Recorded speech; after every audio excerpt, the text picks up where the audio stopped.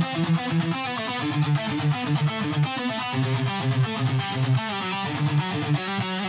the void, where the warp winds howl, a fleet once noble, now destined to fall. Grave wardens stir, betrayal takes shape, Typhoon's whispers, sealing their fate.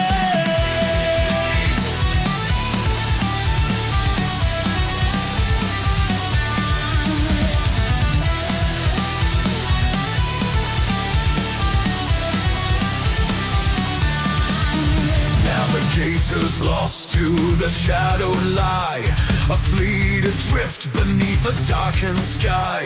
The warp's cruel grasp, unyielding and tight, chaos awaits in the endless night. Whispers of power, a pestilent tide, Mortarian's pride, with nowhere to hide. The destroyer plague, a grim reward, Nurgle's laughter echoes aboard. Bound by decay, they rise in his name. The death god transformed, never the same.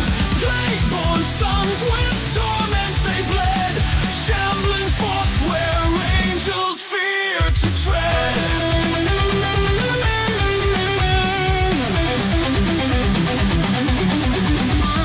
Mortarian stands, his sons by his side. Through agony storm, their oaths collide. Grandfather's hand, the pact is sealed.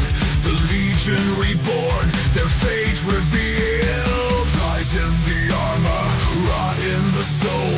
A Primarch remade, his heart grown cold. In terror's shadow, their war drums beat.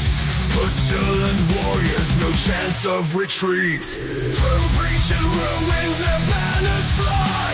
With death's embrace, they'll never die. The Lion's Gate, where hope was torn. Dragon's blade meets the Plague-born.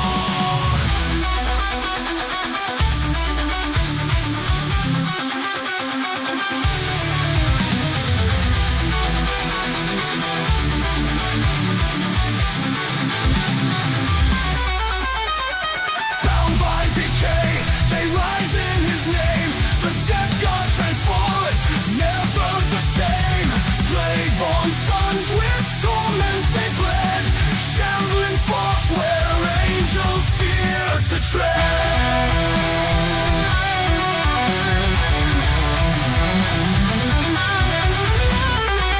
Typhus herald, chaos born, Mortarian's wrath, the plague sworn. In the warp, their legacy thrives, eternal servants where corruption lies.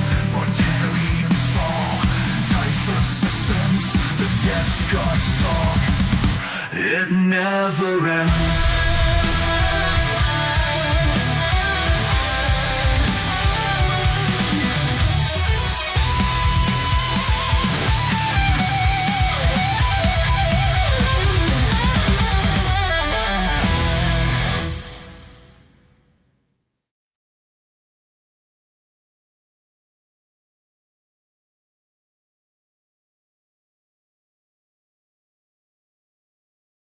Good to go, Will.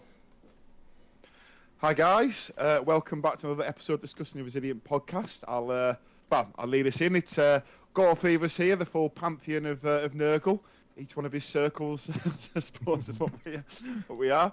Obviously, we've got a few hot topics to talk about. I was at Nottingham last weekend.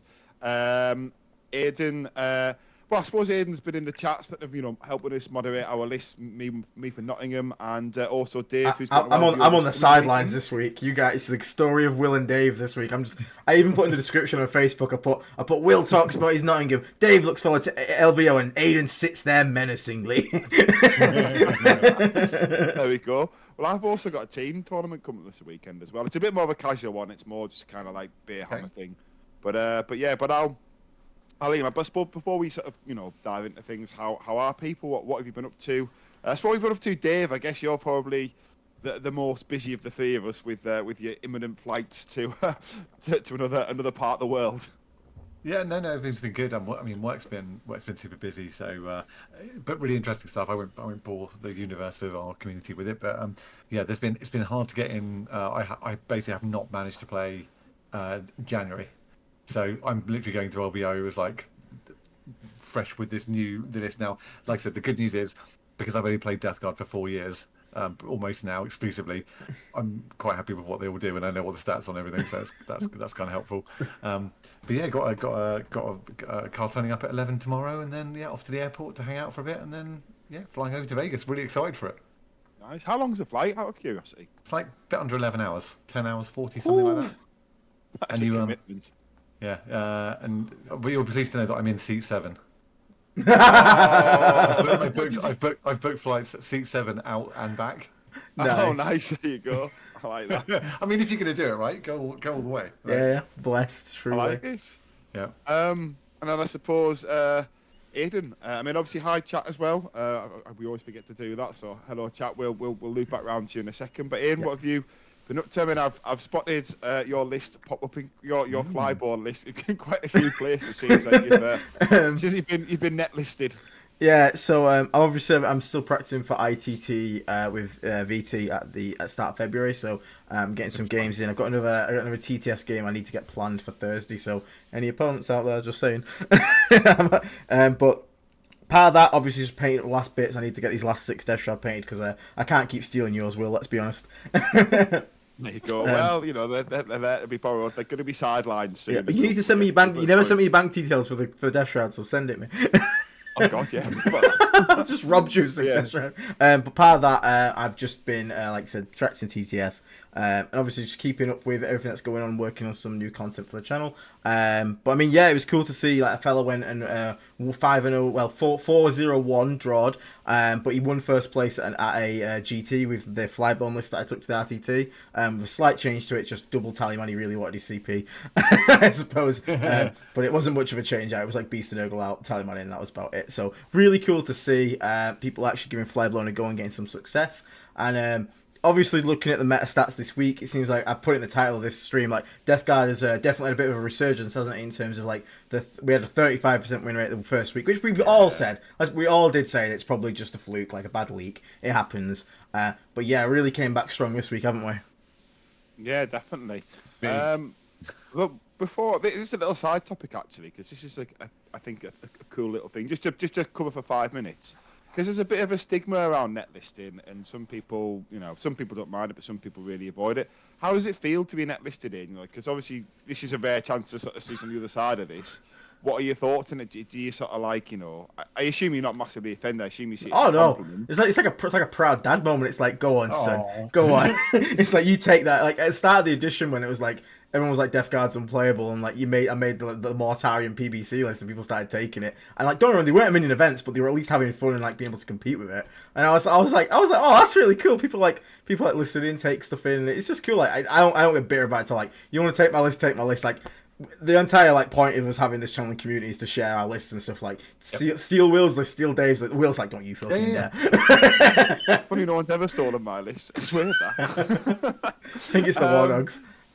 Oh yeah, the War Dogs, and then the Endless Plague. That's yours, buddy. They're all yours. But yeah, I just thought it was a cool thing. I think I know there's a bit of stigma around net listing, also for the people out there who are sort of, maybe sort of wanting to go to events, but they're worried about, is my list good enough? There's nothing wrong with copying someone else's list if that gives you the sort of confidence to know you can go and just, focus on like playing and not sort of like the building side. Everyone, finds different angles from the hobby. But I mean, so I suppose I'll talk briefly about Nottingham then. Just before, I'll go a quick check-in with chat, just very quickly. Oh, of course, sorry, yeah, because I've net listed. And also, like, comment, subscribe. Like, comment, subscribe. It does really help, and you are a very good nerdling if you do all of that. 72 viewers is amazing. Thank you so much for the support. But yeah, hello to everybody in the chat at the moment. We've got Don Houston in the chat as well. He's also at LVO, hopefully taking his crabs, the model, that is. Just collectively. Yeah, just collectively. So Dave, hopefully, like you and Don can have a little bit of a meet up and all that good stuff. And again, make sure you go and say hi to Dave if you are going to the LVO. Dave's actually going to take a shirt that you guys can all sign, and we're going to bring that back with us. And maybe we could even have that as like a giveaway prize, and I'll replace your shirt for you, Dave.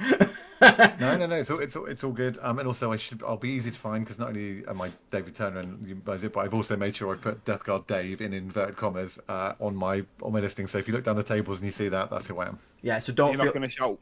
You're not going to shout "War" as well, just to make sure everyone knows who you are. Just complete out of nowhere, a Death Guard player was. But yeah, so it's good to see everybody in the chat. I did see someone spill pot painting. I think he said he managed to go 4-2 at an event recently. Let me find it. I've lost it in the chat. Where was it? He said he went. There you go. Now we've got every this week. Hopefully, Death Guard showing. So JD Rowe went 1-2 at local GT and kind of Death Guard felt bad. Don't feel bad about that, mate. There's nothing wrong with that. Nope. Like, still managed to get a win in an event, and like we said, don't worry at all, man. Like, mate, I went 3-2 at Leeds and I felt bad, and everyone was like, why are you feeling bad? Like, sometimes you get good parents, sometimes you don't have good parents, but all that matters is you showed up, you did your best, and that's all you can really say, really. You learn from any mistakes you made, and just don't worry about Be it. a good player and rep the faction. Exactly. Yeah, I mean, it leads into my Nottingham performance in many ways because I thought I was going to do better in Nottingham. I only went 2.5, 2.5. Mr. Average, perfectly Literally in the middle. I Literally in the middle. I have found Spillpot Equilibrium. Payton, who went 4-2, won best in faction with Death Guard, and 86-person GT in car. So well done to Spillpot Payton there. Excellent showing there, mate. Well done. And yeah, Shake. and to everyone else that's in the chat, thank you so much for showing up and showing your support. We have got a super chat here from Brent Ashby. Learned so much from the show. I'm going to watch tonight when I'm off work. How might you run Aiden's Flyborn list versus Rushdown Blood Angels? Well, that's something I'm hoping to find out on Thursday because I've played against a lot of shooting lists because shooting's quite the meta. But I'm hoping on my Thursday TTS game to play against a melee like World Eaters, Blood Angels, and I will get the answers, don't you worry, I will get the answers for you, but I imagine it's going to be a lot of trying to make them trade into bad things like Poxwalkers, and then just capitalise on the trade back, because their units are kind of expensive, so even if like you put a Blight Hauler on the point, if you haven't brought any shooting, they have to trade like, you know, like some Sangard into a Blight Hauler. Something there. Yeah, It's probably quite a good matchup, isn't it, with 60 Poxwalkers? Surely you just literally just wall 20 and 20, screen, Death Guard needs one within heroic intervention range if you choose to, and just stand on the objectives and go, what do you want to do? Do you want to charge the Poxwalkers and then get, you know, counter-charged with a Death Shroud, or do you just want to let me stand and have all the primary? Yeah, Which one would you rather? I don't think you push as aggressive as you would in like against shooting armies, but No. But yeah, I mean, I'm still testing stuff myself. I'm still figuring it out. But that's how I imagine it would go. But again, I'll get some more info on that for you. So any of the chat, Zito, congratulations on winning the giveaway as well for the WWE artworked, custom made top. I'm sure Mike Gray will do that. So congratulations to him. We'll have another giveaway up at some point soon, so do not worry about that one. Brian Liver Guys 40k. Hey guys, net listing is the ultimate compliment. Looking forward to seeing you at LVO. Also, I'm sure Dave will be more than happy to say hello to you there, Mr. Brian. Absolutely. And yeah, it is quite a compliment. I won't lie, it definitely is a bit. And we've got Don Houston coming in with the $7.77, blessed number. I see how it is. You wait until I'm you wait until I'm at LVO to get on TTS so you wouldn't get crabbed. Okay, the week after we have arranged the game, so the week after this weekend coming, I'm going to be playing Don Houston. I'll put it even on stream potentially if Don's okay with that. If you turn the sevens like around a bit, there's like. Yeah, Ladies Chicken says take photos also, so that's for you, Dave. Take photos while you're at the LVO. I'm going to take loads of photos if people are up for it as well. It would be great to do some little kind of like bits of video with you guys and just hearing about what you think about stuff. We're going to be doing some video with Vanguard Tactics as well.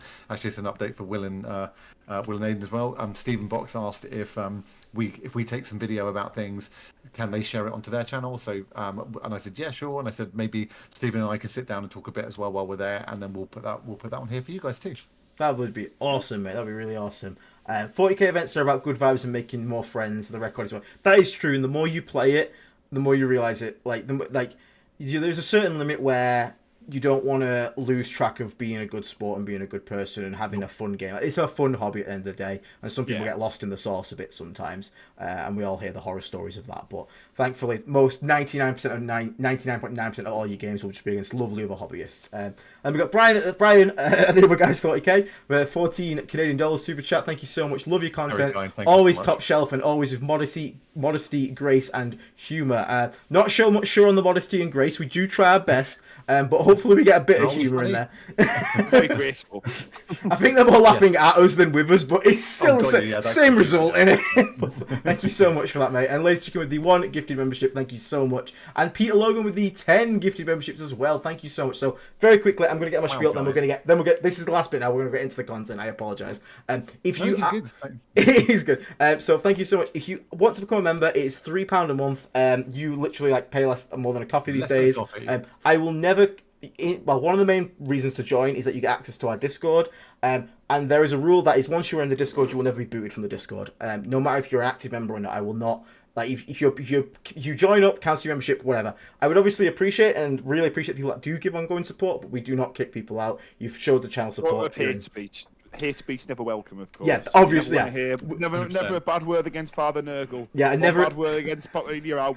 Yeah, and never admit you play Tau. But if you do get gifted membership, never talk about Tau. If you get gifted membership there, first of all, say thank you to the person that gifted it you. But once you become a member, go to our YouTube channel homepage, go to the community tab, scroll down a few posts, you will find a link that only members can see. Click that link, it'll get you into our Discord. Then all you have to do is link your Discord to your YouTube account through settings and connections. And once you've done that, everything on the channel will unlock. You'll get to enter giveaways, you'll get to enter the plague surgery, join all the chatting channels. And again, even if you're not a paying member, you still have access to all the chat channels. It's just like the giveaways and stuff. Not to bang on about it, but the value of getting into that Discord from the rest of the community is worth way more than £3. So definitely think about doing it. And it's not just me, Will, and Dave in there saying things people the community. Just the three of us. Yeah, it's just the three of us. The community has genuinely become this very wholesome thing with Mike Ray Zito, Strong Boy, Lazy DM, all these people, Derp, all these really people, Don Houston, obviously people, just so many people. I can't. If that's a game, don't take it as a slight. There's too many of you that always give advice to people, whether they're new players or old players. It's really, really cool place. So thank you so much there, Peter Logan and Lazy Chicken for that. I really appreciate it. And Brian Sherrill coming in with a $5 super chat as well. Brian. What's up, guys? Playing a doubles tourney. What are some good roles we can play in doubles? You will take -1 save contagion, and then just take a load of cheap stuff, and then maybe a big brick of death shroud. That's what I did, and then have your teammate bring all the heavy hitting firepower, and all your job is to spread contagion and let your own teammate. I played with CSM as my teammate, and CSM already have high damage output. When you give them -1 save contagion, it becomes ludicrous. We tabled a Vanguard Marines player in 1 turn because they exposed everything trying to trap us in deployment, and we tabled them. It was so funny. Right, let's get into the topics now. So thank you so much. Again, if I haven't read your chat, it's just I'm trying to keep topic moving because Dave only has an hour because he is a very strict schedule at the moment. He's off to LVO very, very soon.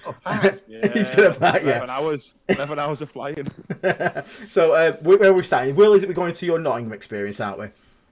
Yeah. We'll recap on that quickly. So I went to Nottingham, ran 15 death shrouds, 3 knights, and some demon chaff. Do you know what? I'm actually happy with the list. I think I finally sort of got the point where I did like the shroud list. I didn't have a great innings, but that's I think because I just don't like the shroud build. I mean, I kind of alluded to it last weekend. Ultimately. No, I mean I've kind of ploughed on with it to sort of try and treat it like a problem that I'm trying to solve. And I like the chaff. There was never a point in the game where I wished I had more of something.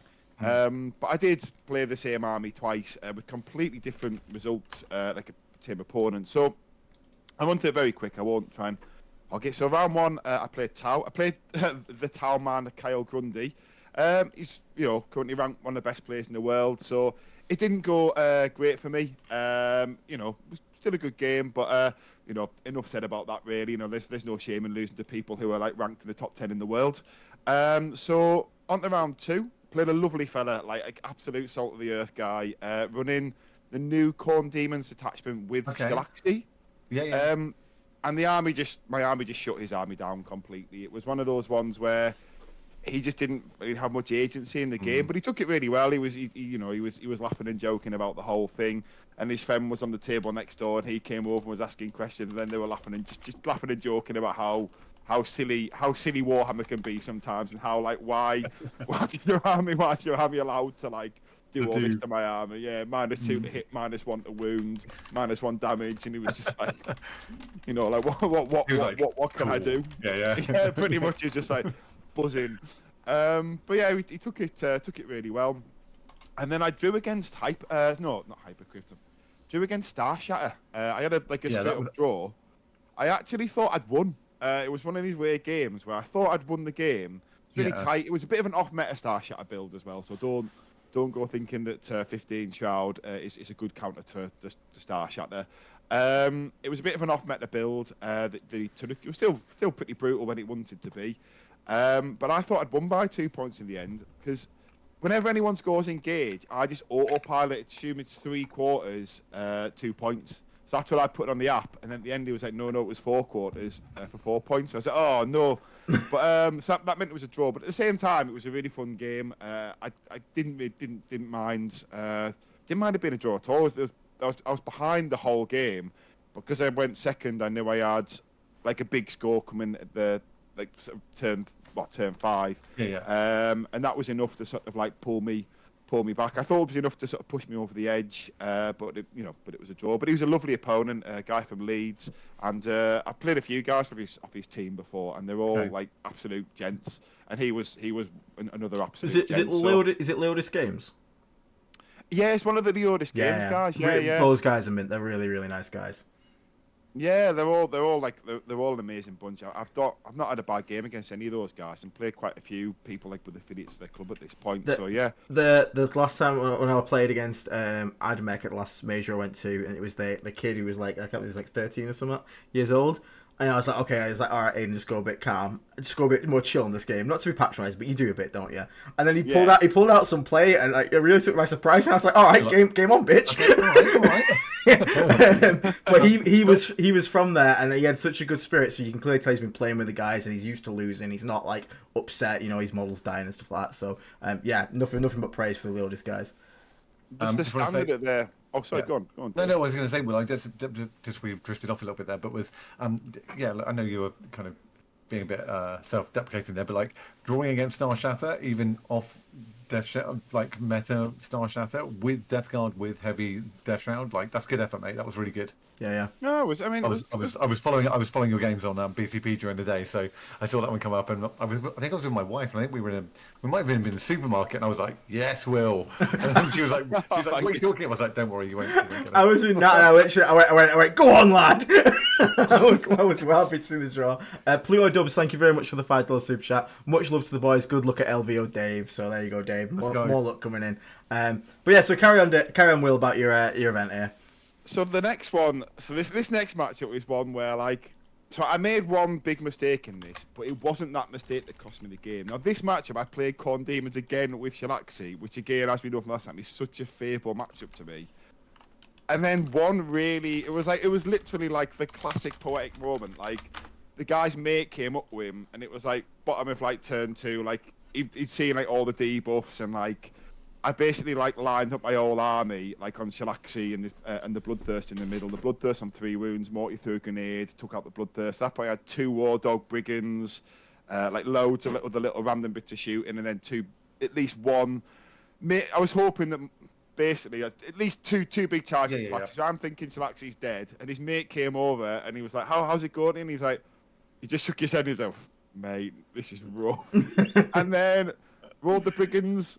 Rolled 3 ones on the melter hits, then a 2 on the wound, and it was like, oh my god. And then basically just everything, like things like that, just kept happening. The Death Shroud rolled charge and Morty charge into Shalaxi. Okay. The Death Shroud rolled quite hot actually. Then he bossed the saves and then did well in his 5 inbuns, and Shalaxi lived on 8 wounds. And then he interrupted. She picked up Mortarian from full brackets, which, to be fair, was she can do. Yeah. She can do. It's one of them ones. I don't think if my saves are average, and everything's average, I don't think it happens all the time. But it's not a weird thing to happen. But the game literally just flipped. It went from like if Chilaxi died, I basically just had to walk You would have across the rest steamrolled of his it, army. Yeah. And then Chilaxi picked up Mortarion. Then in his turn, the Desperados went first, but she picked up the Desperados. Oh my god! So rough.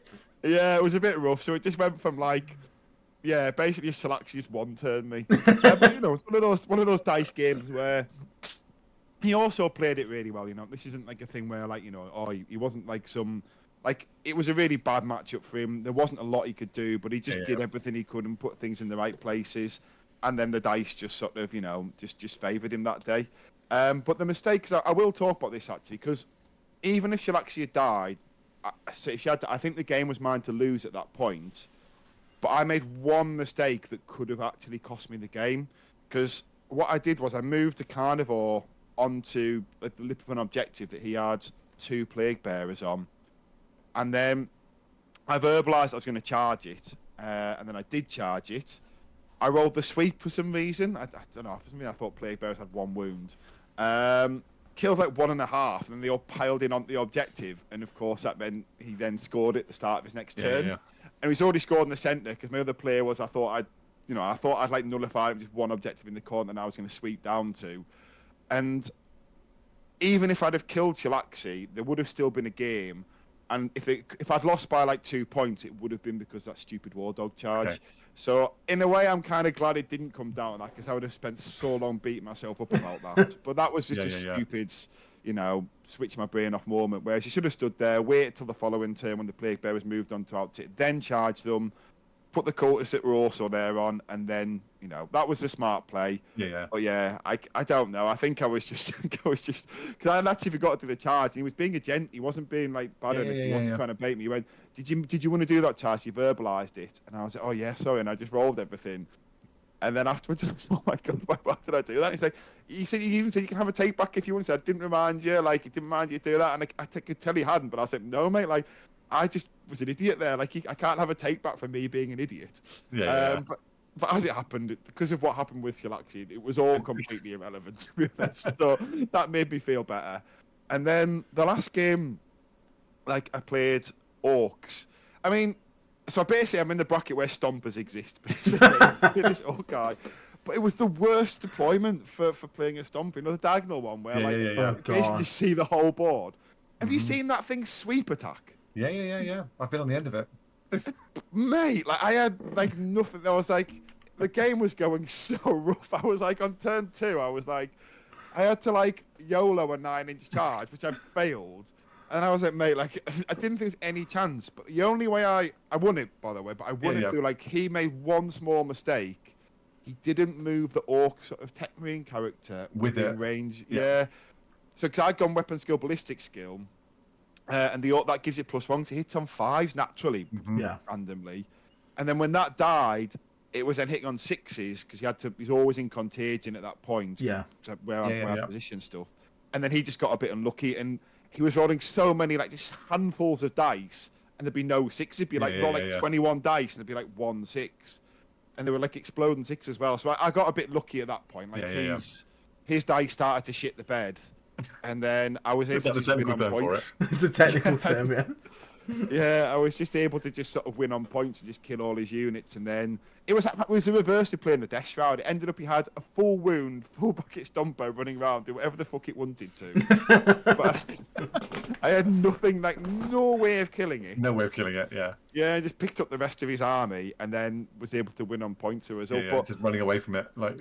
Yeah, even then though, even with the small mistake he made for this loser, his Tech Marine guy, I still think if he just rolled average dice and got the 6 he should have got, I still think he obliterates me. So it's the weirdest game I've ever played. But that was good. On the whole though, it was a bit frustrating to get the results that I did, but I think I probably should have lost the last game, and then I think I probably should have won game 4. Just on the sort of the matchup. Yeah. But then, so it probably balanced out. My luck probably balanced. But then if I'd have won the previous one, I wouldn't have been in the same bracket as a Stomper. That's only the thing. But then I could have been in the bracket of something way worse. You know what I mean? There was a huge Shatter lists, floating around that bracket and things as well. So Yeah. yeah, but it was a great weekend. Always nice to go away with the people I was with. Great to catch people. Went out for dinner with some of the guys from Glasshammer Nice. and Andy Cewis Cohen, who's from our team. The rest, a few of the guys from Manchester. Actually, a couple of guys of Aiden's sort of play group as well. Phil and Jake, they were there. Yeah, it was really nice weekend on a whole. But then I'll sidestep here, then lead into Dave. I'm just going to very quickly say thank you to Cass Kelly Burke for becoming a member, mate. Appreciate it again. Check out Bloodbath Tactics, really good channel. Dave with the 10 gifted memberships. Thank you, Dave. Appreciate it. I don't know if you read the chat, but basically I did. Yeah, so I've been hunting Dave Irving in with gifted memberships for 4 months, and he never got one. And today he was the first one that were given one. So the safari is over. So David Irving, who is the head judge, of UKTC, definitely not a bribe. Definitely not a bribe that we're giving you a gifted membership. But just saying, if my opponent says I was cheating, then just remember your membership.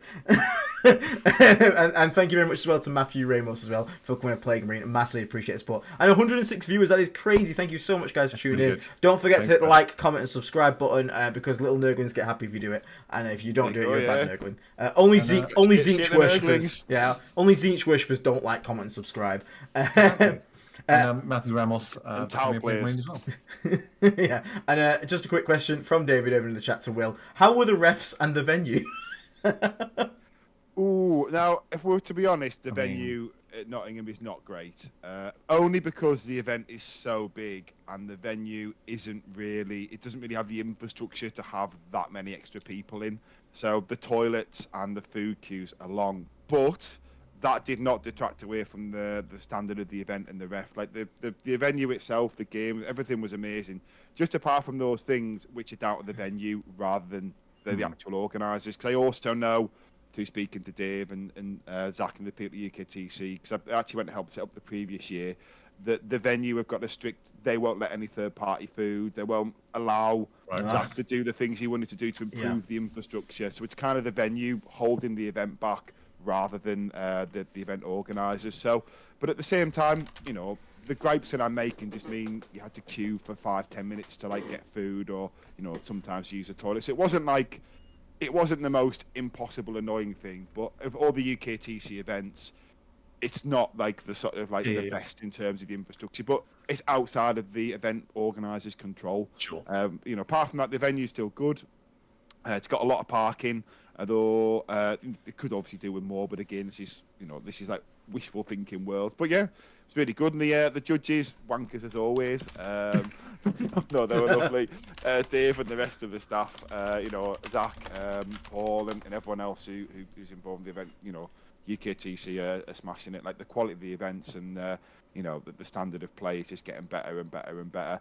And the maps as well. I have to also give a chef's kiss to the change to the map. I really liked it. I understand why there might be some issues by other players who don't agree with this, because they've moved the ruin from that. There's a massive shooting lane coming down here to that. So the shooting lane's just gone completely. It's great for staging.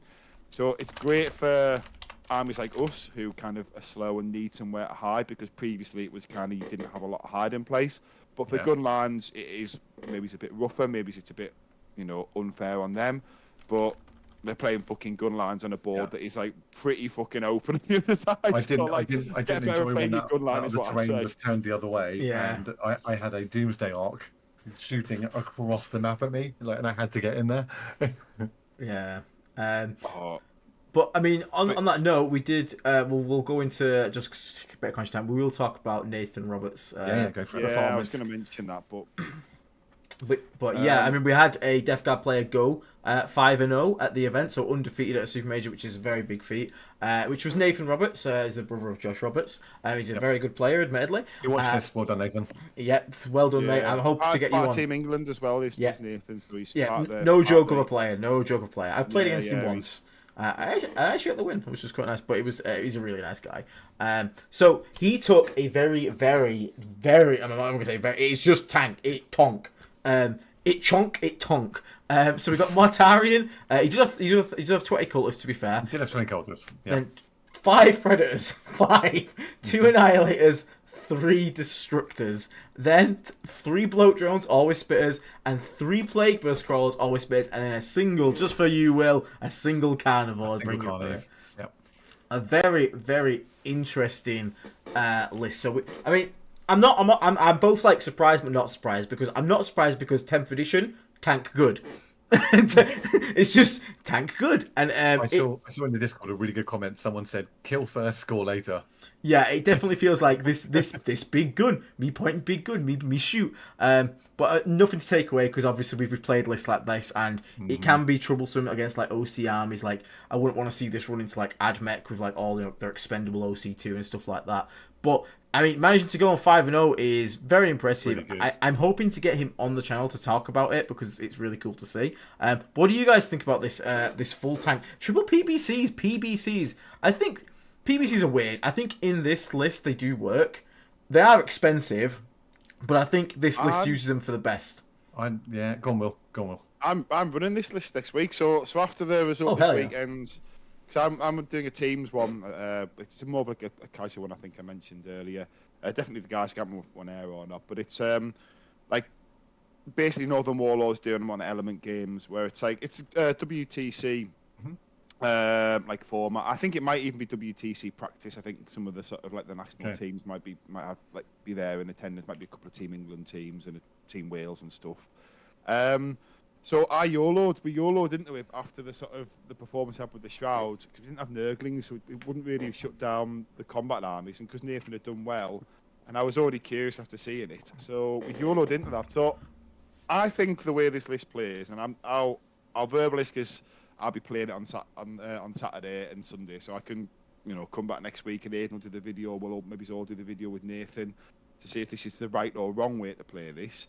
But I think the Plague Burst Callers play like battering rams. I think they do.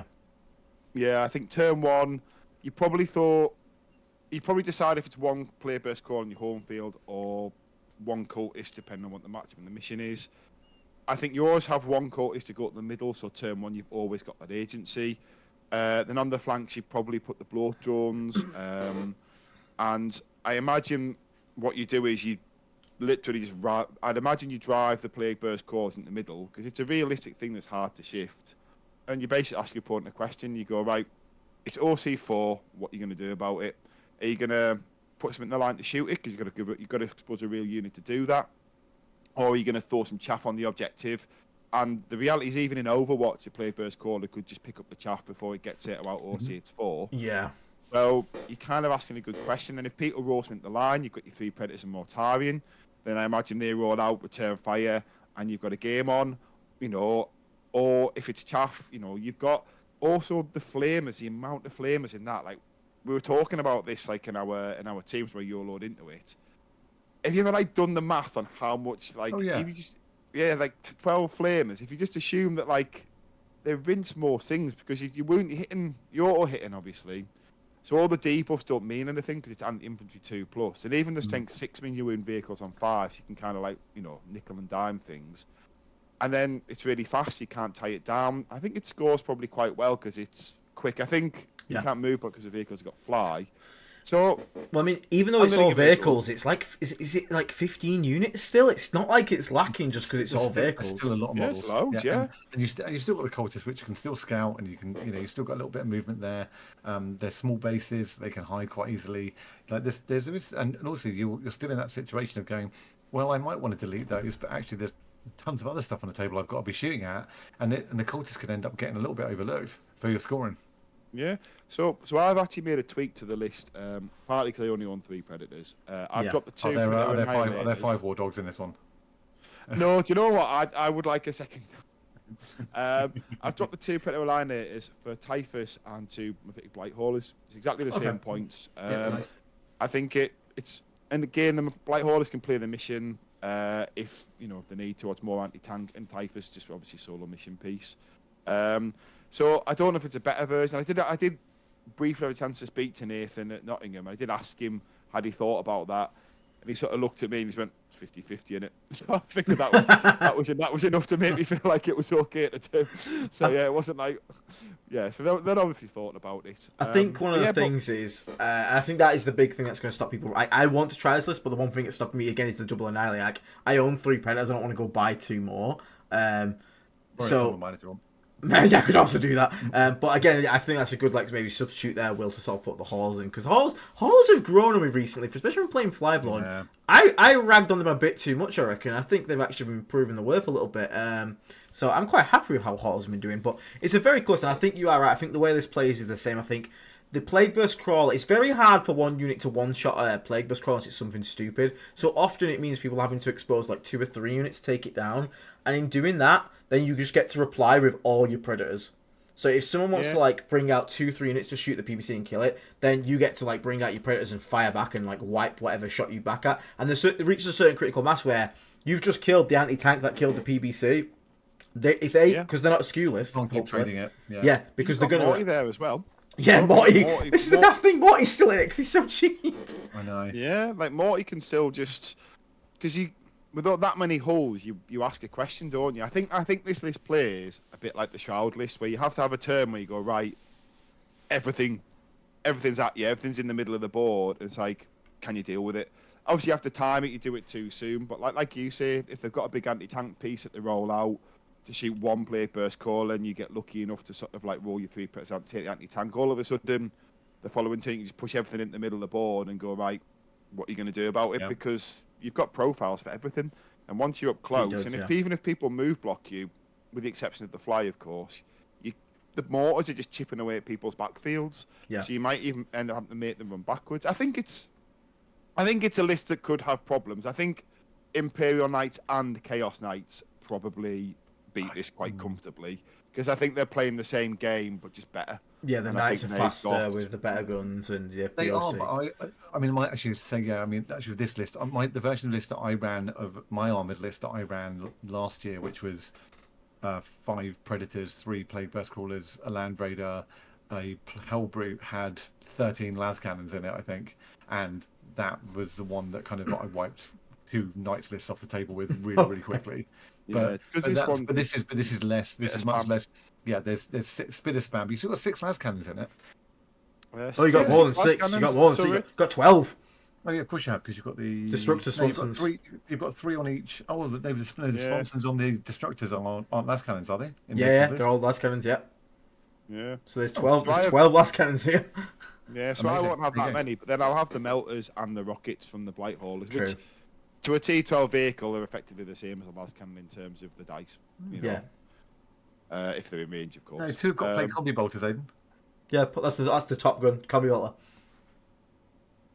Yeah, sorry, I was reading it's play heavy combi. That's why I was wondering. I thought it was weird. He's got heavy bolters on the mind. Yeah. I think it's a good list. I think it rinses infantry, and I think it can compete with mixed arms list. I think, like I say, other vehicle spam list. You can probably just play the mission though, because you've got enough mission pieces. And if you start playing like the unit, like the Demon Engines units, like the 3 blow drones are just 9 OC on a point. I think you can make a game out of it, because obviously we've got infants in combats where a knight, for example, wouldn't. But I think it's got more favorable than unfavorable matchups. Yeah, I think this is definitely one of those, like you said, you don't play the PBCs defensive in this, you play them as like battering rams 100%. And that's why they got the Flamers at the end of the day on here. So yeah, it's a really cool list to see. Like I said, we'll hopefully get him on and we can have a bit more information on it. We'll just give our quick one piece there. But this has kind of gone hand in hand with Dave's list that he's taking LVO. So it's not exactly this, but you've kind of gone for quite a whole build. Now, just before we get into that, Dave, very quickly, thank you very much, Christian, for coming to play me, mate. Really appreciate it. And Marcus as well. Thank you so much for the support. And David Butler coming in with 5 gifted memberships. Absolute legend. Thank you so much. If you got gifted a membership, make sure you say thank you there to Mr. David Butler. And again, check the community tab on our YouTube homepage. On the post, you'll see a link to join the Discord. Get yourself in here. Get yourself involved. And yeah, thank you so much for the support, guys. Really, really appreciate it. Oh, you can also download all the music as well. So that's a bonus if you're into that. But yeah, so back to where I was. Dave, you have packed your LVO list. List submission is done. You are locked in now. Now, we were having a bit of a mental breakdown trying to figure out your list of the week because LVO maps are... insanity. Yeah. Interesting. especially from where we're used to in the UK, where it's like this is UKTC, the end. It doesn't change. It's very much like boop, and then there's like like glass hammer, or like that's about it. The LVO ones being not even the same for every table for every round is a foreign concept to us. Yeah, yeah, and the fact that also we play different. We have a different like we're playing the same kind of core thing like every single day one and then day two. It's interesting. The bit that I was also encouraged by was I built my shooting list. I built, as you can imagine, I built about 15 lists in the run up to this. And then when we saw Nathan's list, I'd also written in an armored list, which I shared with you guys in WhatsApp. And so I was when I watched his list doing what it was doing, I was like, oh, okay, this might not be quite such a silly idea. It's a lot more favourable the LVO terrain for It that is. type of list than the UKTC terrain. So the fact that Nathan's proved the list is good, because he beat some good players as well. Nathan. This is the thing, because I think so many people at Nottingham, it's easy to sort of say, oh, he just must have just played like soft players. He beat Marcus Hinton, you know, like there was a couple other people that he went through. So like, you know, he's beating competent players who are also on good lists. Yeah. So I think, you know, what you're taking, Dave, I think there's a lot of legs in it. So what did you settle on then, Dave? What do you want to give a rundown? And Yeah. I mean, it's well, quickly before I do, Weeb W33B just become a Plague Marine. So thank you very much for joining. Thank you, mate. Really appreciate this. Everyone seems hyperactive on the chat today and joining memberships and handing them out. So thank you, everyone. Really kind. Yeah. So like I said, I've played an armored list last year, kind of a really heavy one. And so it was kind of like, we talked on the stream about bringing shooting. So I've created a list called didn't know what to bring across the pond on a plane, bought guns. So I've bought I have kept my iconic Death Shroud unit in there. So I have got a 6-man Death Shroud unit. I've got a Lord of Contagion. I've got a Plague Bus.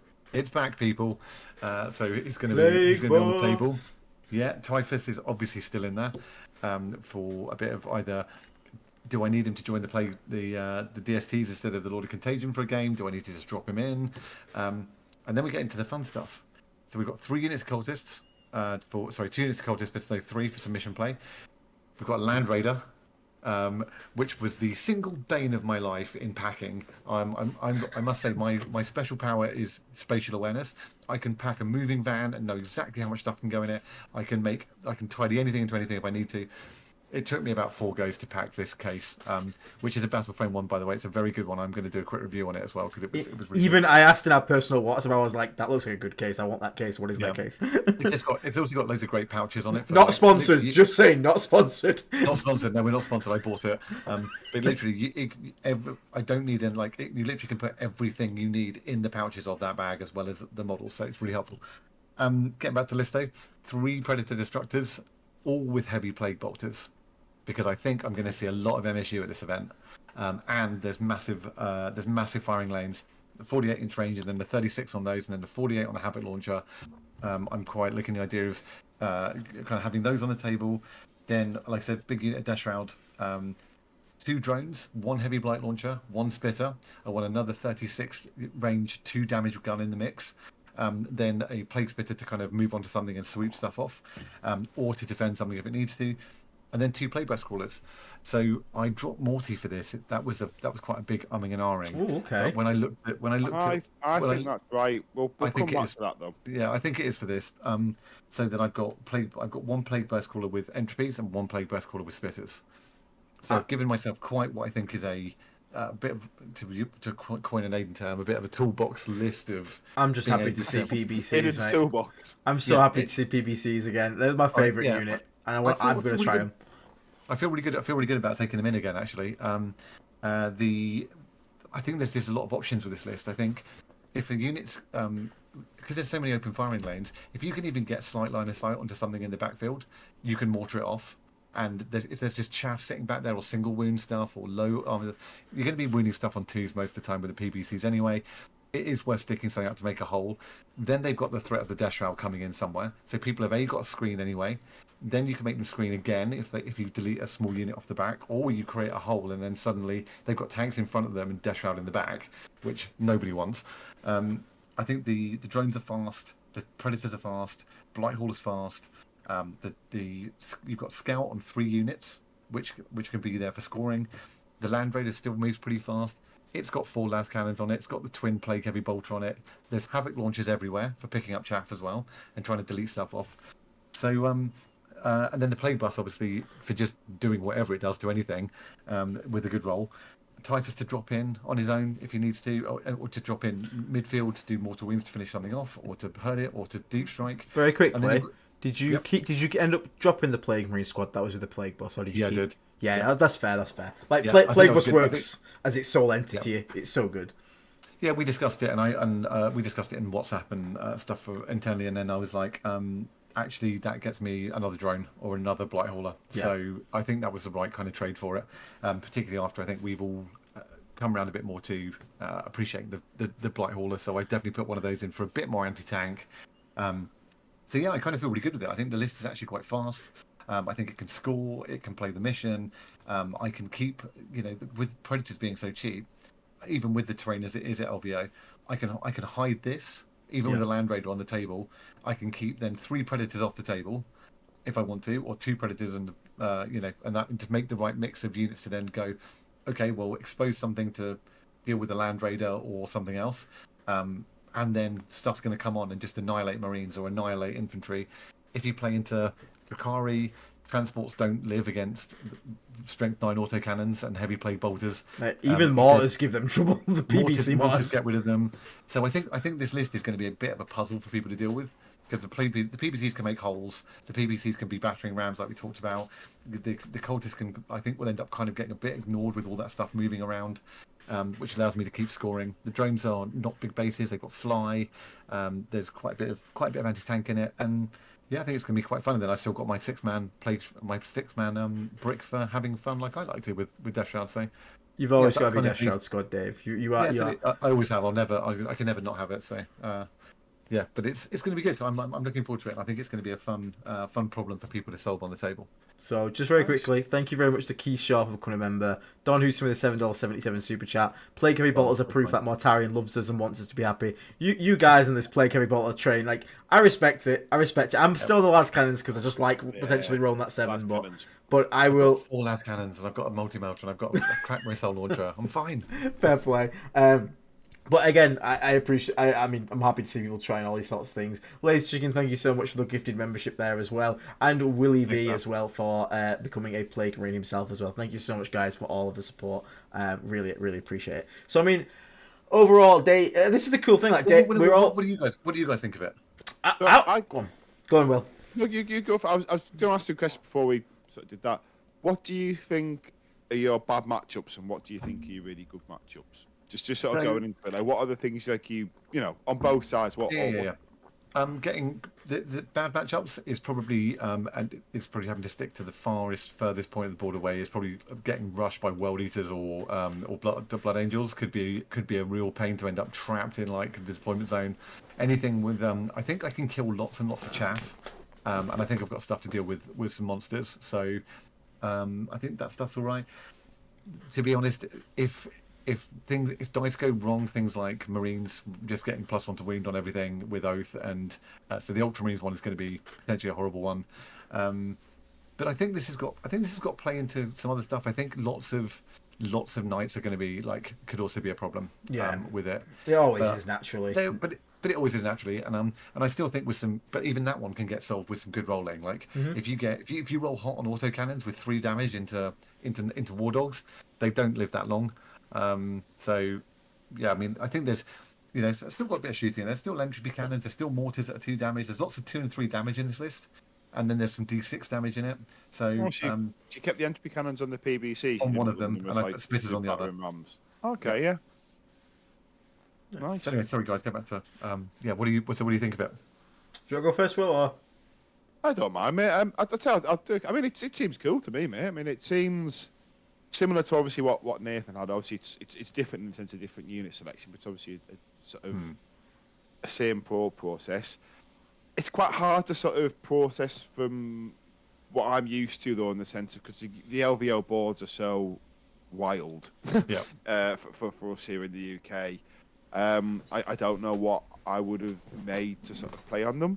But I think it looks really fun. I think the Land Raider is going to be the thing where it's either going to be the pièce de résistance or something like the last time I It's ran. gonna be a Why did I nightmare. hate Yeah, this? yeah. It's just it's like the Austin Powers scene with that flipping, he's trying to turn the truck around in the alley. Yeah, it's going to either be like that, and you're like, why have I been? Or it's going to just flatten over everything, and yeah, your 6 Death Shroud are going to jump out of it or whatever, and it's just going to be like assault ramping people to death. So yeah, I think it's either I think it's a cool list. What about you, Aidan? What are your thoughts? I mean, given the sort of like uncomfortableness with the terrain, like not being used to it, and how wacky that terrain is, like I think this is like the best thing you could have took just for like this will work on any of those layouts you get. Like genuinely, oh man, I don't even own a Land Raider. I really wish I had a Land Raider. So to see you take this list, I totally understand it. Like I'm an infantry player more, but like I would I would think I would feel more comfortable on this kind of list that Dave's took. So I do like it. It's just it's very different. It's very different. The Predators love Mortari not being there is quite interesting. I do want to see how that goes, but I get the reasoning behind it. It's also a lot of armies that can just like pick him up like with with new oaths and things like that. But I mean, I'm excited to just see this engine spam because one of the events I went to with you, Dave, I just remember is when you took that. It was the one where you took all the last cannons with Land Raider and stuff, and you were like smashing some people just out of nowhere. But it also killed World Eaters. It like annihilated World Eaters. Like Anglon came onto the board and basically was like, just got shot off in 2 seconds. It was pretty devastating. But yeah, we'll see. I think it's gonna be fun. And the other question I was gonna say, the other fun thing about the Land Raider is, and funnily enough, Chris Bailey in chat just said how annoying it is they don't have the right capacity, and I completely agree. Yes. But I think it could. But I think, and I don't know what it is. And chat, if you've got any ideas, do say. But there might be a matchup where putting the 6 Death Shroud in the Land Raider and having 2 deep striking 50mm bases might be a really funny setup. Here's something I've often wondered with this Land Raider, and if Dave Earl's still in the chat, he can correct this if he's still there. Because are you optionally allowed to start the game? I pay for 6 Death Shroud. Can you say to your opponent, right, what I'm going to do this game is I'm going to place a 5-man squad. He's never coming on the board. No. And then I'm going to attach his character. He has to be in your list as 5. Yeah. Yeah. Got you. It's a shame that, because if you could optionally go, he's never coming on the board, put him to one side. Sacrifice him. Yeah. Yeah, because you're still fucking you're screwing yourself over. Yeah, you are. Yeah. And I did consider it in this list to go just to have the option to put them in there with the character, but I was like, dropping that other 3 wing, 2 up, 4 up, like, and as you always say, Will, sometimes you can just that one model can just eat attack after attack after attack if you keep popping the 4-ups. So I think that. But if the right thing comes along that I think looks funny, I might declare the battle formation. I might whack all 6 Death Shroud in there on their own, move the Land Raider, get them out, and then have a fun charge in. But we'll see. Do it. But I wanted to sort of just say, because we won't sort of go on for age. I know we're kind of pushing for time a little bit now, but I'm starting to think that Mortarium, for me, I think if you're trying to build a toughness skew, like in Nathan's list, for example, where it's just like, do you have enough guns? I think he's great. I think he still fits that. Same with the Shroud. He's kind of like, he helps in those kind of matchups. But on a whole, I'm really got off him more than anything after this weekend. Like, there were games where he eats so much shooting, and it's way more shooting than he really should. And he's like, yes, go on, Morty, and then he's in the backfield, and then the games, everything's on their points, is focused on Morty, and the rest of your army buy some time, whatever. But there are other games where he either just gets to combat and does absolutely nothing, or you do just roll a bit under average, and he just falls over really easily. Like, I am starting to think that just for points efficiency, I think 300 points spent on other units. For example, 2 squads of Plague Marines and a Rhino. I know you've got points left over. As an example, yeah. Yeah. I mean, 2 squads of Plague Marines around a Tallyman, but then the Tallyman's random as well. Those 2 squads of Plague Marines can deny primary for 2 turns realistically, and the Rhino can go and score you a secondary card. There's no if buts and maybe. There's no I have to spike the 4-ups, and if I'm just average on my 5+ field, no pains. Do you know what I mean? There's none of that. Whereas Morty, I don't know, it's exciting, and don't get me wrong, and he's fun, and he's a big centerpiece. But is he actually that competitive? If you're talking about competitive being reliability, because I know. Yeah. I remember watching an old Vanguard Tactics video about this, and very early in the day. I think it was maybe when Stephen Box was still doing like the video sort of podcast. Yeah. And he basically said he looks for lists with efficiency, so you don't have to rely on reroll. You know what's happening, you know where your moves are, and you're not relying on like dice rolls. You're just relying on this is what can happen. I know that this can just do a thing, and I don't have to like roll a 3+ for it to happen. And I think Morty's kind of, for me, is moving in that bracket where you rely on good dice to sort of like for him to make his points. Because sometimes, I don't know, we've all had games where he is like, oh my god, I'd have 3 Mortys if I could. But you have other games like, I would have spent that 300 points on anything else. Do you know what I mean? And it's happening 50-50 to the point where I think if it's 50-50, just take him out and bring other things in where you just know, okay, that was fine. That's the opinion I'm hitting on him. Yeah, no, it's a really interesting view. I mean, I totally agree. I mean, it can go, and like Aidan said earlier on, like, you know, oh, we can get there's things that can shoot him off the table. There are, but then you can get stuff like when I played Necron's Hypercrypt at Leicester, I was just like, I played him really aggressively, immediately moved him out 10, advanced him. He ate all the shooting from the entire Necron army, and then I charged him into the one of the Catans, and they just stood basically toe to toe. And Morty was then just basically locked up the Catan there on just outside his deployment zone, and the two of them were just like wet noodling each other for a bit. but in the end, Morty killed him and then was still on 10 wounds. And then was basically every turn there was just absorbing shooting from this guy's army because he was like, I don't want him there. And if he gets out of this combat, he's going to start causing other problems. And then that got time for the Death Shroud to move up, and up behind him. But then, like you say, you have a game where you bring him out and like someone just rolls hot and you roll bad and he's gone. And it's like, yeah, he's just very polarized. I found more he's been 5 fast OC, and he's shooting randomly just more than his combat. But what were you going to say? Inside, I didn't mean to cut you off. I knew you just about to make a point. No, I was just saying. I think it all depends, doesn't it? Because like for me in Flyblown, he's like too important. I can't risk getting something slowed because I'm walking everywhere. I don't have tanks. But the other thing is like on the Flyblown go turn, he is there, and I genuinely couldn't give a shit if he lives or dies as long as they shoot him. But he needs to be shot. Like I'd rather them shoot him than the Death Shroud and things like that. So for me, he's a big scary moth. He just goes.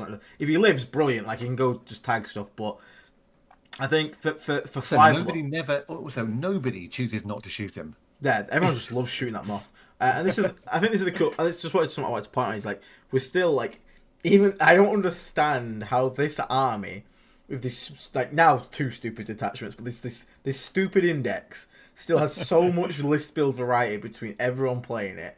And like, even looking at like the people who came second, like we're seeing like more traditional like double Rhino, Plague Marines, 10 Bile Spitfire, Val Blightspawn builds, like going 4 and 1 and things like that. Like there's still so many different builds, and now Flyblown's coming and brought in some more builds from this stupid index, and it doesn't make any, I can't think of an index that has had this much like variety in it. No, we're definitely up there for that.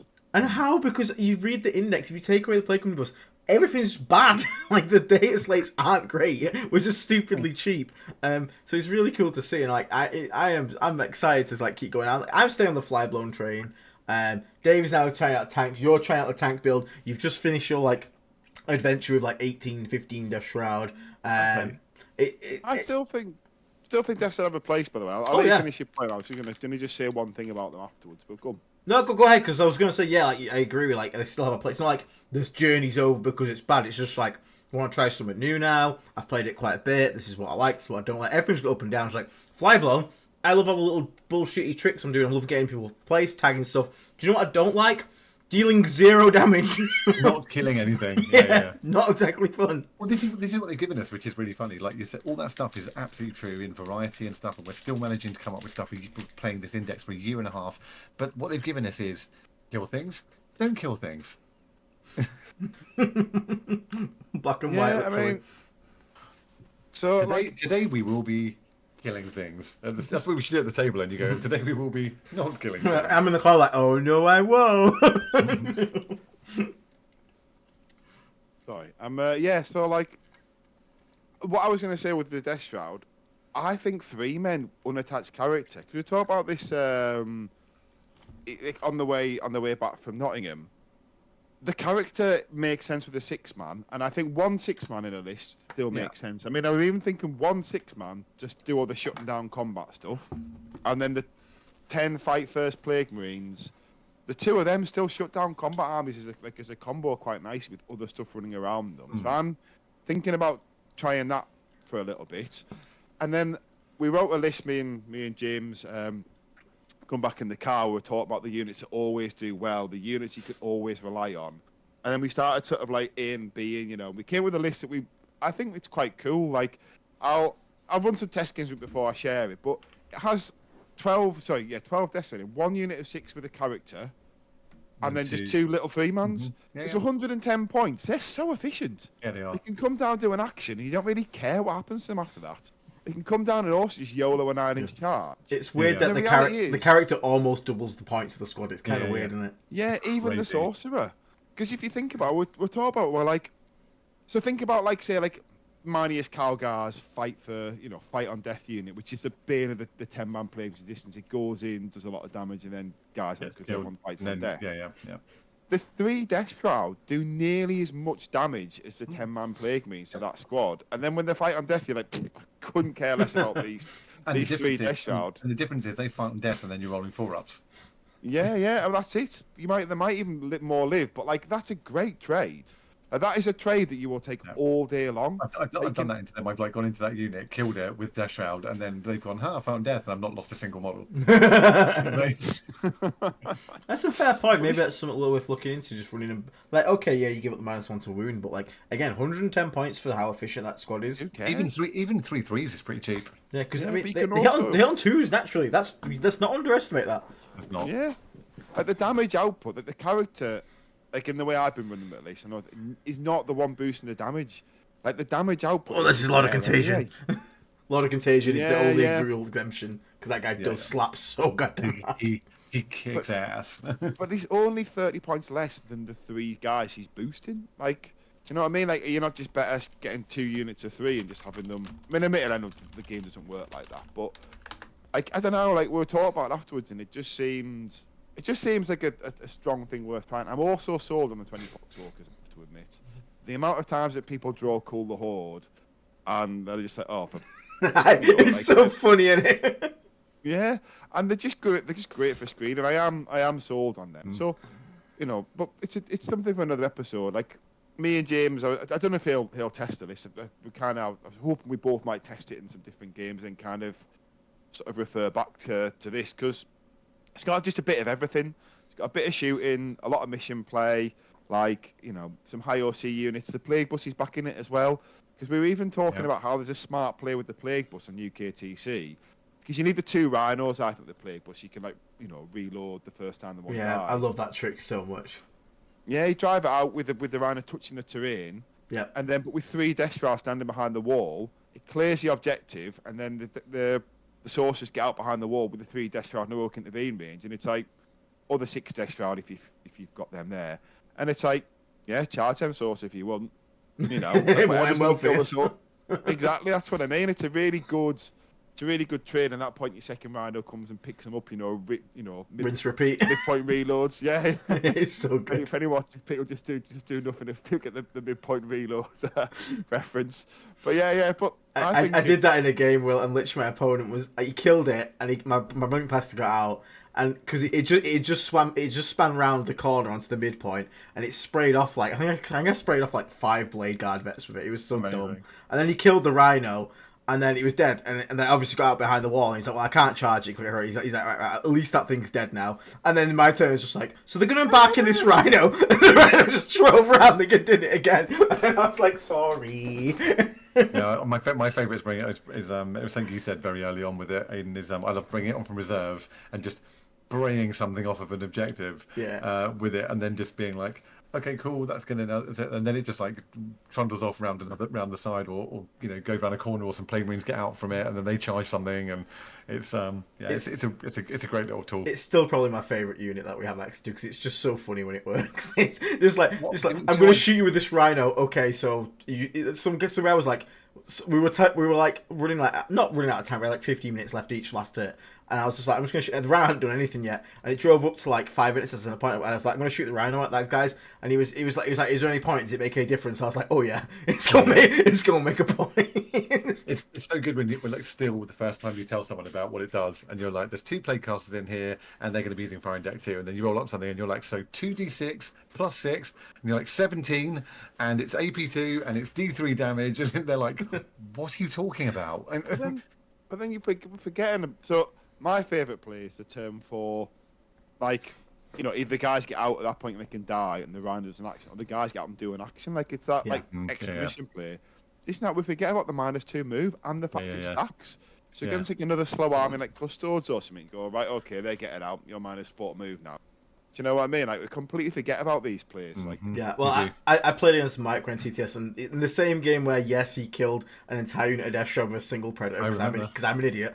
I also he rapid ingressed in some Terminators, and I clapped them with a playcaster and made him 2-inch move the entire game. I was like, that is vengeance for your predator shenanigans. Nice. Also, Strongboy, thank you so much for the 10 gifted memberships, mate. That is insane. You're always giving us so much support. I mean, again, everyone's been insane tonight on the support. It's been really insane tonight. It's been really, really big, and like, there's not even like it's not like we've won an event. There's anything special happening. We're just talking Death Guard. So. 100 really hyped pre-LVO, I think. Yeah, and 129 viewers in chat is just crazy for this silly little channel. I don't know how we get this big, but thank you so much for everyone who's here. But yeah, we'll probably have to wrap up now soon because, again, Dave still has to pack for LVO. Otherwise, he's not going to make his flight. That means none of you are going to get to say hi to him. And we don't want that to happen now, do we? So when do you land back, Dave? Before Monday at so we fly back 9 p.m. local time, Las Vegas time, and I land I think at 2 o'clock in the afternoon, something UK time. Wow. So we're 50-50 for next Tuesday, depending on how bad the jet lag is. Okay. So I'm back at work Tuesday morning first thing. So. Wow. yeah. How was LVO, Dave? The LVO plan literally is fly in, land at about 6 o'clock their time, go and check into the apartment, go out with the VT guys, catch up with them, try not to stay out stupidly late, which never happens. Go back, sleep for a bit, get up, go and have breakfast, basically pass out for most of the day to get onto local time. Then play Friday, go out Friday night. Play Saturday, have a crazily big night out Saturday night, then have to check out of my apartment by 11, go do some stuff, go to the airport, fly back, go to work the next day. That's the plan. Fair play. Rather you than me, Dave. It's worth it to go and play.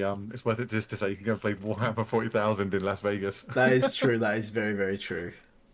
Quick shout out to Ian Doherty for becoming a Plague Marine tier. So keep on coming, guys. Thank you. So yeah, so short of something going on with the flight, then Dave, we'll be live next week with you doing the recap. Yeah, I mean it won't make any sense, but I'll do it. I'll be like jet lagged and hallucinating probably from lack of sleep, but no. He's going to put on his best actual Poxwalker impression. Yeah, basically, I might just put a Poxwalker in front of the camera and be like, "That's me."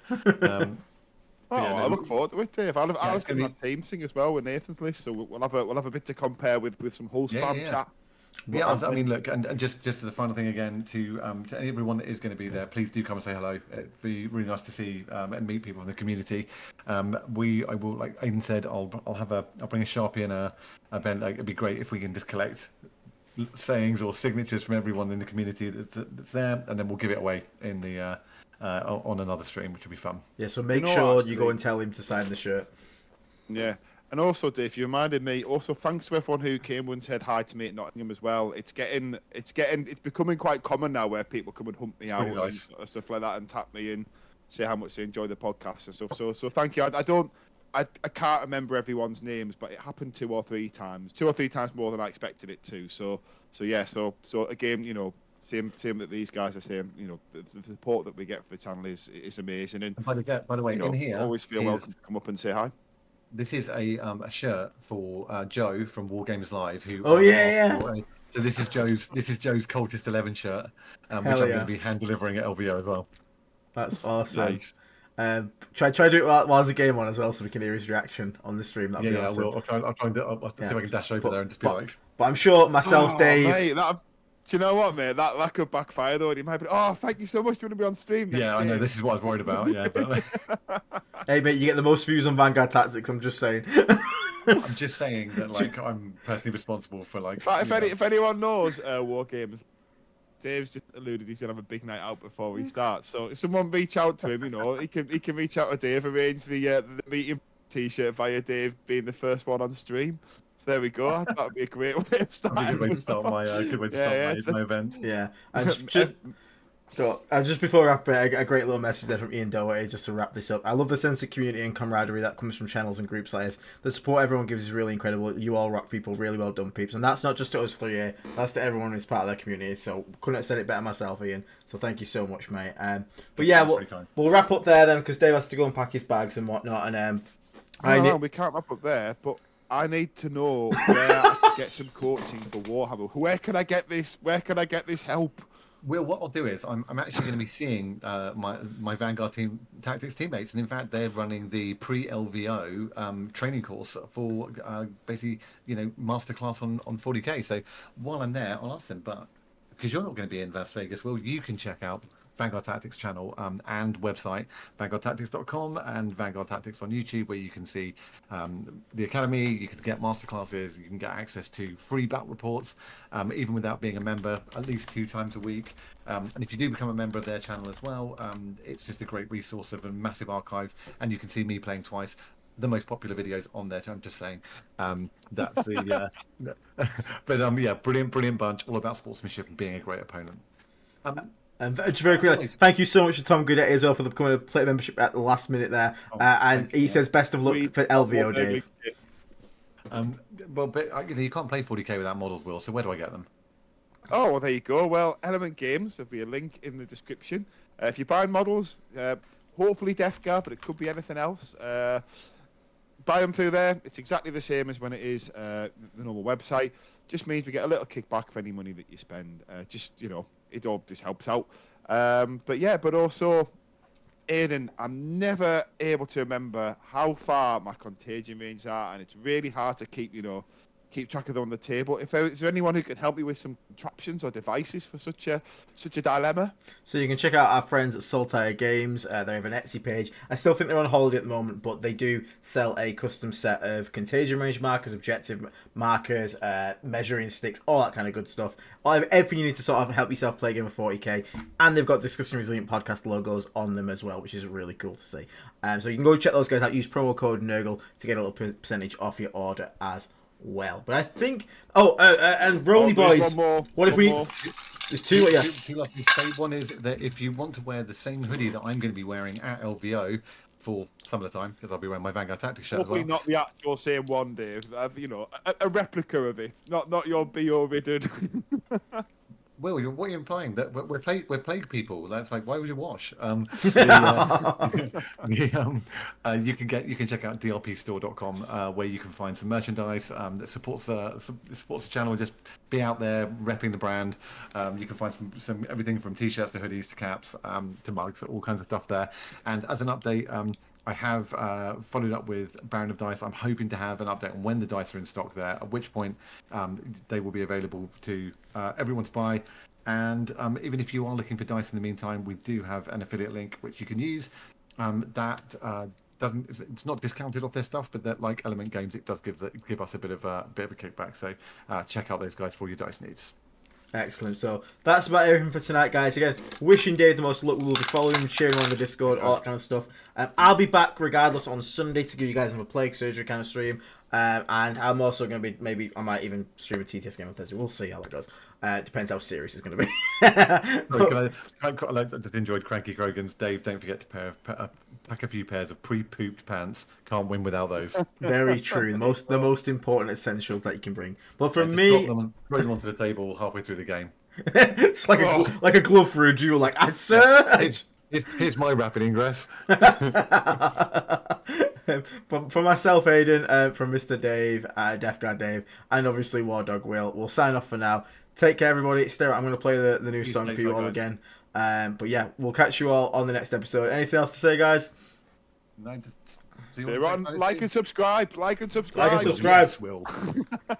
Yes. Right, see you next week, guys. Take care, everyone. Bye-bye.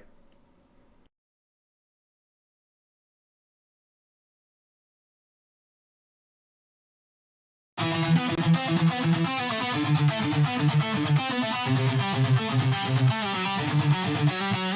the void, where the warp winds howl, a fleet once noble, now destined to fall. Grave wardens stir, betrayal takes shape, Typhon's whispers sealing their fate.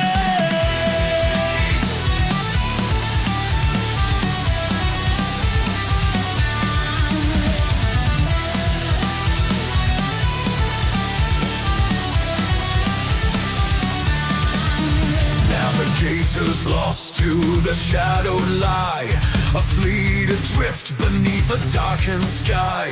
The warp's crew grasp, unyielding and tight, chaos awaits in the endless night.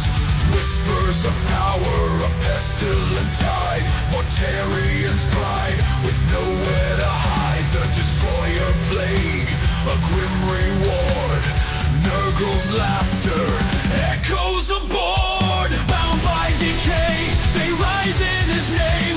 The death god transformed, never the same.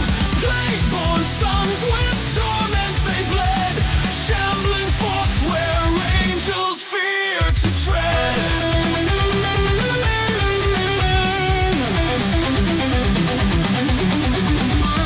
Mortarian stands, his sons by his side. Through agony storm, their oaths collide. Grandfather's hand, the pact is sealed. The legion reborn, their fate revealed. Rise in the armor, rot in the soul. A Primarch remade, his heart grown cold. In terror shadow, their war drums beat. Pestilent warriors, no chance of retreat. Through breach and ruin, their banners fly. With death's embrace, they'll never die. The Lion's Gate, where hope was torn. Jagged blade meets the Plague-born.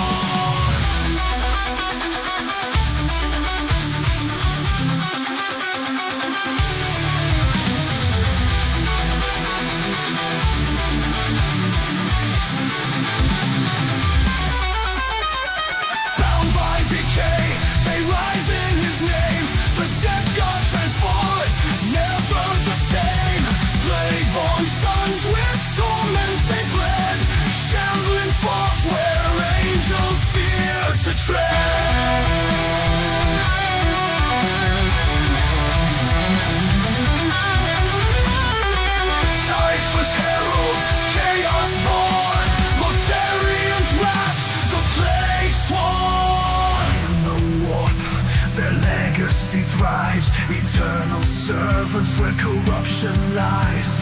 Mortarians fall, Typhus ascends, the death god song, it never ends.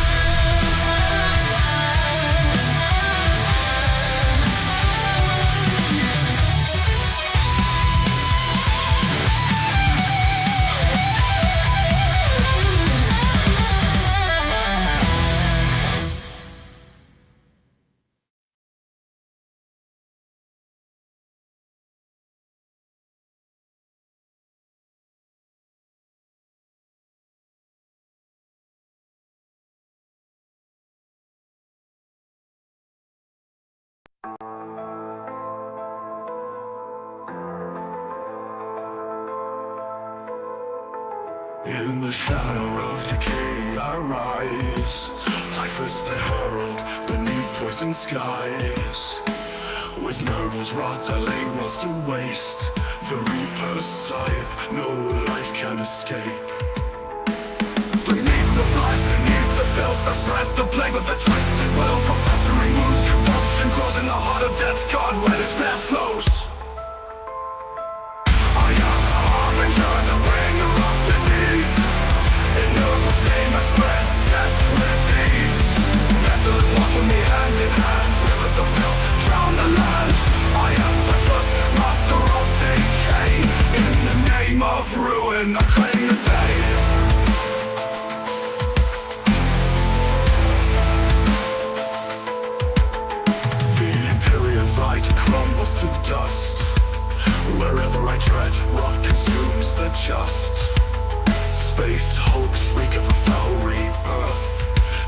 carriers of plague across the cursed earth.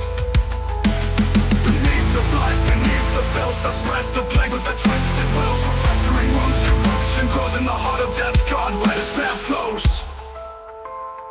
I am the harbinger, the bringer of disease. In Noble's name I spread death with ease. Desolate walks with me hand in hand, rivers of filth drown the land. I am Typhus, master of decay.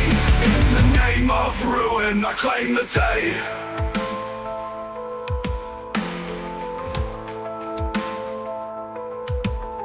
The Imperium's light crumbles to dust. Wherever I tread, rot consumes the just. Space hulks reek of a foul rebirth, carriers of plague across the cursed earth. Beneath the flies, beneath the filth, I spread the plague with a twisted will, from festering wounds, corruption grows in the heart of death, God, where despair flows. I am the harbinger, the bringer of disease. In Noble's name I spread death with ease. Desolate walks with me hand in hand, rivers of filth drown the land. I am Typhus, master of decay. In the name of ruin I claim the day. Highways howl, the gassing walls, insolent tides, new life is born. Noble's blessing, a twisted grace.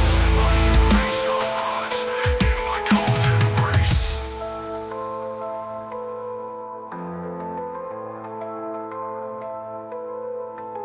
Fear the plague fleet, fear the end. No salvation, no let to defend. I am Typhus, reaper of dread. Bow to Nurgle, embrace the dead.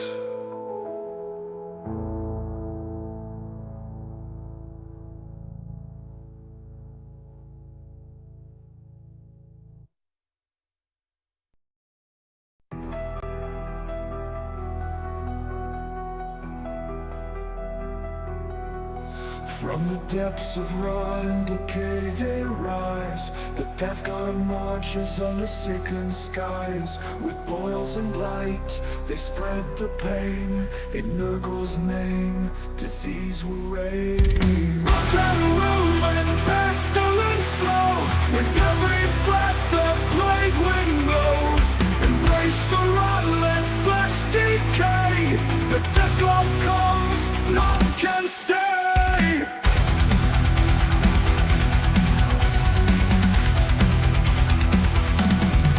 From the depths of rot and decay they rise.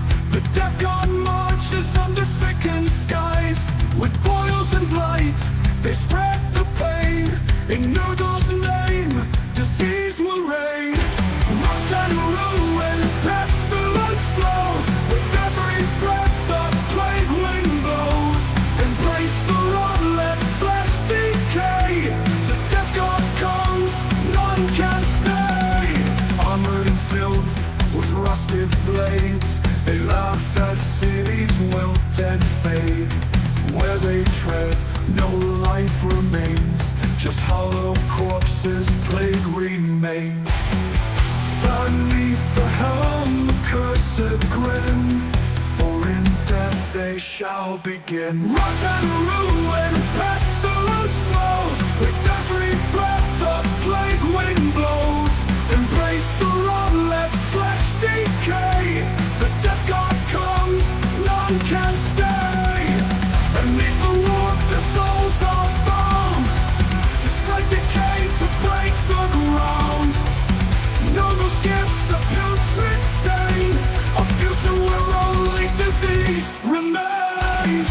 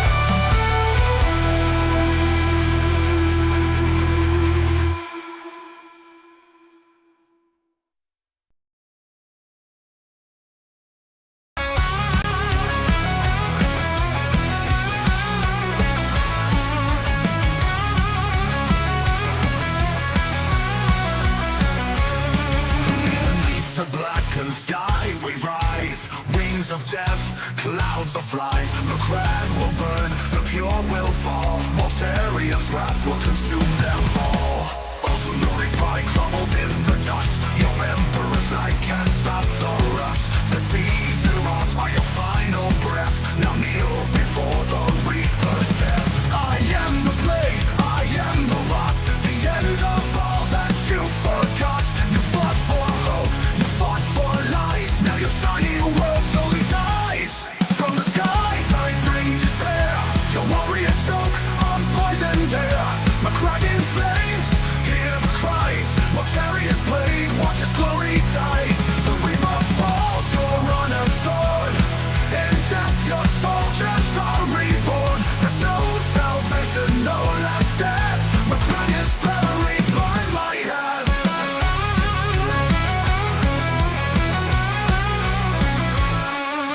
Blue and gold, once proud, once bright. Now swallowed whole by endless night. I am decay, and I will feast. Your chapter falls beneath my feet. Gleaming suns will face my wrath.